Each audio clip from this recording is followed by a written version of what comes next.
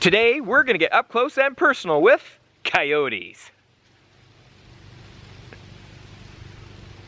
Thanks for that.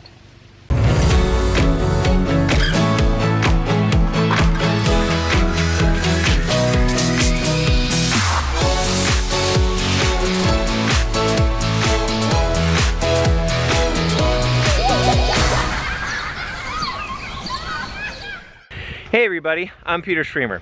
You know, I grew up watching Marty Stauffer's Wild America on PBS, and coyotes, being such all-American animals, showed up in a lot of the episodes. But seeing a coyote on television, whether it's PBS or Looney Tunes, is completely different than seeing them in person, which is why it's so fun to be here at the Howell Nature Center, because we get that opportunity to see some coyotes up close. So we're here with Dana DeBenham, who is the wildlife director here at the Howell Nature Center, and she's going to share a little bit about coyotes. Absolutely. Well, you know, coyotes are one of the most adaptable of all creatures. 300 years ago, coyotes were only found in the plain states of North America, and they have expanded across the continent. They are in every habitat, from desert to rural farmland to urban cities. And they continue to expand despite the fact that they have been shot, trapped, and poisoned for all those years. Coyotes live in a family group, which is their pack, and only the alpha female breeds each year. If the alpha female is killed, then all the females will breed the following year. Wow. So by hunting coyotes, we are actually expanding their numbers. They are omnivores, and their main diet is small mammals, mostly rodents. Okay. So if you don't like the mice and the voles eating your crops, or the woodchucks and rabbits in your gardens, it's the coyote that keeps those numbers in check.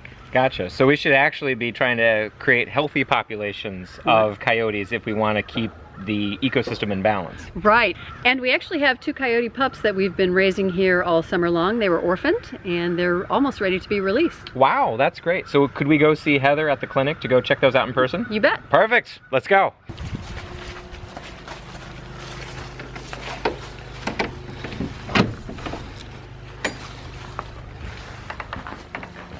Okay, so here we are in the, what are we calling this space we're in right now? This is the eagle pen. This is the eagle pen, but we're not looking at eagles. No, we're not. We're looking at coyotes. Yeah. And where were these coyotes found when they were rescued? These 2 came in at 2 separate times. So the first one was a 6 to 8 week old pup, found locally in Livingston County. The second one we got from another rehabber, so a transfer. I can imagine that it's hard to work with animals that look like little cute puppies and know that you have to release them back into the wild. So what do you do with the coyotes to prepare them for being wild and being released into the wild? It is difficult. They're very cute when they're pups, and I think that's a lot of the problem people face who find them. But our strategy is to stay hands-off. You know, when they're on formula, you do have to handle them, but for the most part, besides cage cleaning, you know, offering food, random physical exams that are spaced quite far apart, we are hands-off. So what's the next step for these coyotes? What's the next in their life here? Yeah, so these ones are about ready for release. You know, they're adjusting really well, they're showing good behavior. That's typical for a wild coyote. So they're ready to go. It's always an exciting day when you get to release animals back into nature, but to do that, you first have to catch them.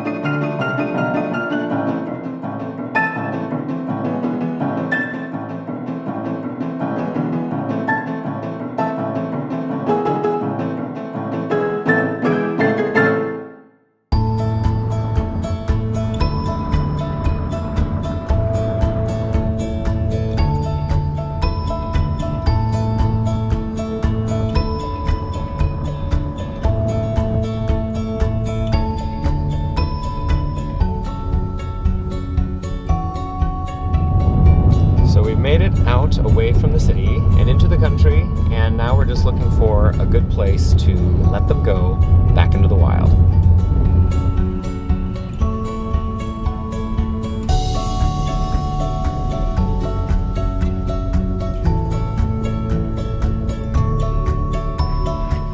Okay, it looks like we're here, and we're just gonna try and find a good spot to set up, and so that they're aimed the right direction and able to have a clear path into nature.